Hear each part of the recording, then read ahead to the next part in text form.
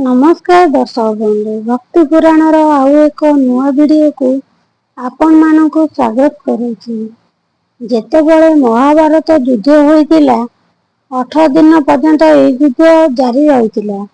जेउठारे पांडव कौरव तथा दुर्योधन और कर्ण भली केते वीर योद्धा वीर गणित प्राप्त हो जाइतिले।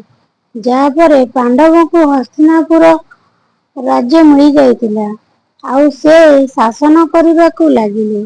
कौन आपण जानते कि धृतराष्ट्र मृत्यु किपरि हैला आउ पूरा युद्धर रणभूमि रे घटुथिबा घटना को कहूथिबा संजय कौन हेउतिला। आसंतु जानिबा धृतराष्ट्र मृत्यु विषय।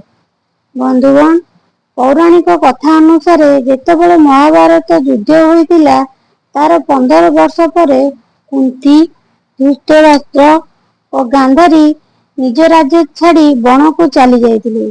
तांको सहित संजय भी जाइतिले आउ तांको पापर प्रायश्चित करी जंगल रे एक कुटीर तैयारी करी सेठारे रहुतिले। पाखापाखि 3 वर्ष पर्यंत सेठारे रहिले। सेमाने सेठारे सकाळ संध्यारे भगवान को आराधना करती। गोटे दिन एपरी आसिला जेतेबेले धृतराष्ट्र स्नान पाई नदी आड़ को जाती सेती बेले बनरे निया लागिगला। भयानक निया को देखी संजय गांधारी और कुंती भयभीत हो जाती। कुटीर छाड़ी धृतराष्ट्र पाखक जाती। समस्ते जेतेबेले एकाठी हुअंती संजय एई बण छाड़ी जीवाकू कहती। धृतराष्ट्र मना कर दियंती।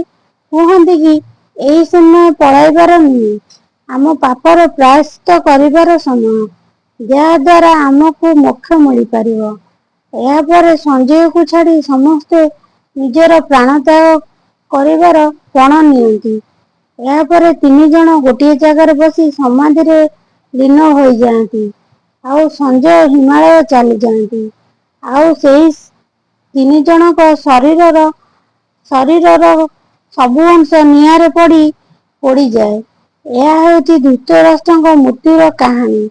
आपण माने जदि एहिपरि नुआ नुआ वीडियो देखिबा को चाहुचंती तेबे एही चैनल को सब्सक्राइब कर दियंतु आउ एही वीडियो को लाइक शेयर निश्चय करंतु। नमस्कार।